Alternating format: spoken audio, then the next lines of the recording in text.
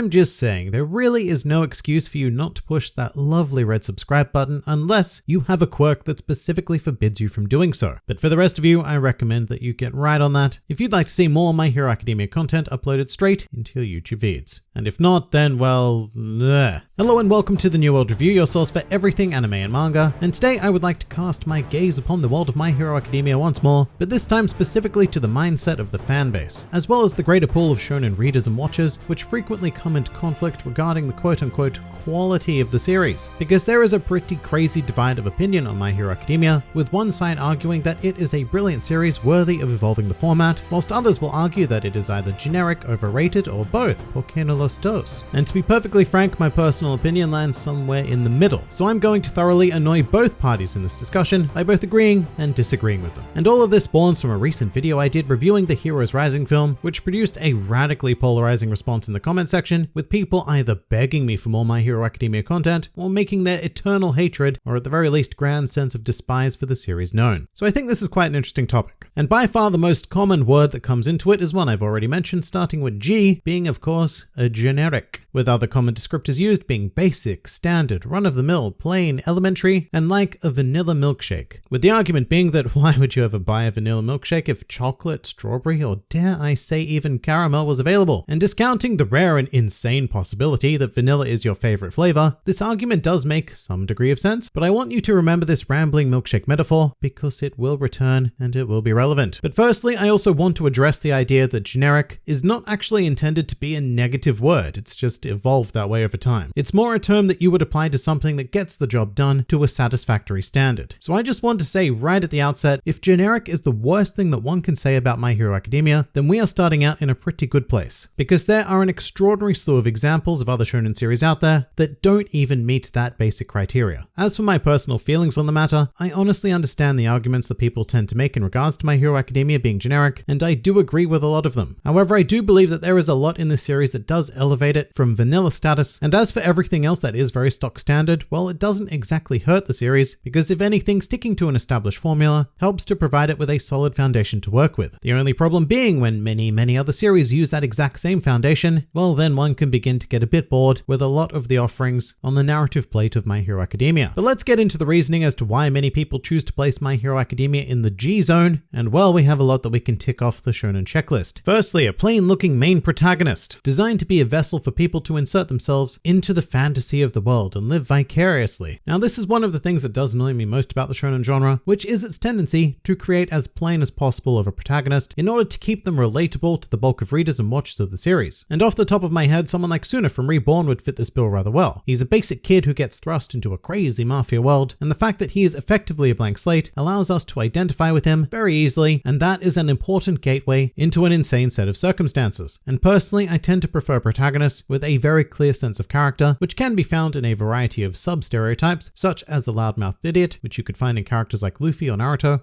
individuals who demand that they carve their own space in the series. And I think the temptation is to see Izuku as the plain main character vessel, with very little else to him, although I do very much disagree, because Izuku does have one crowning trait that endlessly endears him to me, being his beyond profound drive. And a lot of people are probably going to say now that, well, that's just every shonen protagonist, they all have superhuman drive to achieve their goals, but Izuku actually takes this a huge step further than most, willing to destroy his body on a regular basis as well as lose his life, and even give up on his dream, which as we know in shonen is far worse than losing your life, to perform relatively minor actions such as saving the life of a single child. He pretty perfectly personifies the idealistic hero mindset, and I'll admit that yeah, that might be a bit boring to explore in a whole host of other series, but when the entire premise is an exploration of what makes and breaks a hero, then it works pretty damn well. So yes, Izuku is a bit plain and a bit predictable, but charming and compelling nonetheless, and works very well within the context of this particular series. But why else is the series called generic? Well, let's turn to a point now that I wholeheartedly agree with, which is the story of My Hero Academia. There is nothing special about the greater narrative, and that is a problem in my opinion, almost exclusively caused by the fact that it takes place in a high school, which in and of itself is a very tropey premise that adds a fair chunk to the feeling of being generic. Because the issue with centering a series in a school, or I guess any location really, is that it becomes a passive narrative, where where the author needs to keep finding excuses for conflict rather than having it develop naturally. So in the case of My Hero Academia, conflict can really only occur under two conditions. One is that a villain attacks the school, or a villain attacks the student while they're doing some sort of training outside of school. And no, that's not the case 100% of the time, because there are circumstances like the Operation Against Overhaul, where groups come together to strategically strike a villain, but the overall impression remains regardless. It is such a difficult thing to overcome, and My Hero Academia ends up reading like every shonen series you've ever seen within a school environment. And furthermore, because we're specifically dealing with students, there is a big impetus in place to not have them develop too much, because there just isn't a lot of room for great exploration with them. And that's because there are two constants that must remain in place at all time. The students have to be located at UA, and they have to remain inexperienced enough to justify them being students to begin with. And not only that, but they're also kept in their first year, because having them graduate would disturb the status quo too much. However, I will say that under this extremely restrictive framework, My Hero Academia does a nice amount to focus on personal growth within the students, and not just Izuku either, but Class 1A in general have by and large evolved quite a bit and displayed a nice sense of depth. It certainly isn't the most spectacular writing and characterization available in shonen, let alone other genres, but it is much higher than a passable grade. And for some comparison, a passable grade under these circumstances is what I would classify as something like Food Wars. It suffers from the exact same passive narrative school setting, except that its characters become almost entirely stagnant, apart from a few key members of the main cast. So thankfully, My Hero Academia does not do that. But to conclude this point, My Hero Academia does suffer pretty heavily from its setting, which imposes an incredible array of narrative restrictions that we as an audience are very, very familiar with seeing in this day and age. So it certainly does slip into the realm of generic from a storytelling perspective. And as for something else that often gets cited as a G-spot, let's talk about villains. And this is another area that I think is much more nuanced than some would like to think. And yes, it is undeniable that there are certainly flat villains in the series, especially in the early stages, but also particularly in regards to anything Nomu related. I don't know how to put this any other way. Nomus are just boring, even the intelligent ones. They are hulking masses of power that exist to serve as slaves to others, and as such, it's incredibly hard to generate any proper drama from engaging in conflict with them. And that's because for anything meaningful to come out of a fight, both parties need to have an investment in what they're doing. And Nomus never have any personal investment in anything they're doing. They are mindless punching machines. And maybe that's okay to do once, maybe even twice if you're feeling bold, but to have them keep coming back into the series is just a bit ugh. And thankfully, My Hero Academia does have a rather large selection of antagonists that present a scale of depth equal to, and in many cases greater than, that of our heroes. And the obvious example to this is always going to be Stain, who comes equipped with an incredible philosophy of actually believing that the entire concept of heroes has been twisted over time into a money-making industry rather than people fighting for the sake of justice or whatnot. And I really love Stain's take on the world because it's actually quite a terrifying reflection of our own reality. You know, just replace heroes with anyone in a leadership position, be it politicians, sporting role models, etc., and you can really have quite a stark one-to-one representation of our world. But honestly, as much as I believe that Stain is probably the best example of a depth-filled villain, my mind always goes back to Twice, who has such a tragically compelling story behind him, whereby he made so many clones of himself to do his bidding, to the point where the clones became rather dissatisfied and started killing one another until only a single entity remained, who doesn't even know if they are a clone or the original. And as such, Twice becomes a brilliant exploration of identity and what it means to actually understand who you are, or in fact, to be unable to do so. But even villains without these kind of backstories and ideas do thrive in My Hero Academia. In fact, the entire league of villains are very captivating figures, to me anyway, and command a really solid presence in the series. Although on the flip side, what I will say is that the leading figures amongst the villains do tend to be a bit more of a letdown, like Shigaraki or All for One. I mean, Shigaraki does have a necessary backstory to explain why he is how he is, but for whatever reason it's just not as emotionally engaging as most of the sub-villains, and All for One is very much the epitome of evil for the sake of evil, which I guess does kind of need to exist as an opposing force to the ultimate good in a hero-based story, but it does mean that he is a far less interesting presence as a result. Which is a shame, yes, but anybody who makes a blanket statement that the villains of My Hero Academia are trash are just plain wrong. There are some that are certainly very, very lacking, but there are also others who present a narrative feast to consume and become far stronger characters than the large majority of our protagonists. And I think that gives us a nice general overview of why My Hero Academia is often labeled as generic, and some some of that is very hard to argue with. In fact, a lot of it I do agree with. The series has a very, very standard narrative setting. The main protagonist is, at least on some level, designed to be a blank slate, and the surrounding heroes and villains are a mixed bag, which can sometimes, yes, present you with a flavorless meal. And all of these factors thrown together can make for a very predictable experience, which is why the term generic gets applied when going through My Hero Academia, because many can feel like they've seen this whole thing before, just not with these specific characters. And you can argue against all of those points, which is fine, but even if we took all of that for granted, I want to pose you the question of, is there anything wrong with being generic? And I would personally say that no, there isn't. There is absolutely nothing wrong with the series being competent in every single area of storytelling. There isn't anything that I would say My Hero Academia gets flat out wrong, and as a result, it is a very enjoyable experience, even if it doesn't offer anything wildly groundbreaking. I genuinely love My Hero Academia, and I am a snob. I studied design for theater in university, which spent 3 whole years teaching me how to critically analyze and deconstruct every element of storytelling, which means that when I see something subpar, I will go absolutely off at it. But when I see something that does work, it's very difficult to judge it for actually working. So yeah, there are things I'd like to see more of, but My Hero Academia is able to stand on its own 2 legs. And perhaps yes, those legs are spawned from a legacy of series preceding it, but it's still an undeniably solid series. And from there, the only problem I can see is that of fans overrating the series, which yes, is certainly a problem. One that does spawn from the anime adaptation, which honestly given the source material is pretty damn spectacular, and a ton of credit obviously needs to go straight to the music, which brings this world to life. But the animation is also generally great, as are the vocal performances, and all around, this is everything that I would want an anime adaptation to be. However, when you take a great adaptation and start claiming that the series itself is one of the best things ever created, because that may be your personal impression, and I'm not judging you for thinking that, you know, My Hero Academia has some really hard-hitting moments, especially in the anime, but to others who then read or watch the series with overwhelming expectations placed on it, then they are naturally going to be disappointed, potentially even to the point of anger, thinking that they were sold an empty bill of goods. So that's something to be wary of, and not just with My Hero Academia, but with every piece of media. Is My Hero Academia a generic shonen format thingo? Yeah, it certainly is. Does it have its aspects where it rises above genericism? Yes, it most certainly does. And even if it didn't, does being generic mean you shouldn't enjoy it for what it is? It most certainly does not. If you'd rather spend your time watching or reading something else, something that presents you with new and challenging ideas and formats to consume, then I completely understand that. We are human beings and we are constantly in search of new stimuli, but I will never actively throw hate onto a series that does everything to a competent level, let alone one that does surpass that in many aspects. So as much as it's not my favorite thing in the world, My Hero Academia is just fun to be involved with. And to any fans who get annoyed when people sometimes call this series generic, just remember that what they're actually saying is My Hero Academia is a well-rounded series that does everything right, but it's just not enough for me personally. And really, if being generic is the worst thing that people can say about it, then that is actually a pretty damn stunning endorsement of this series. Just remember, there is a very good reason why restaurants and other assorted food dispensaries don't just offer chocolate and strawberry milkshakes. And that's because, generic or no, vanilla is the absolute foundation of milkshakes. It does everything right, but some people just want a bit more flavor. That doesn't mean that vanilla isn't superb though.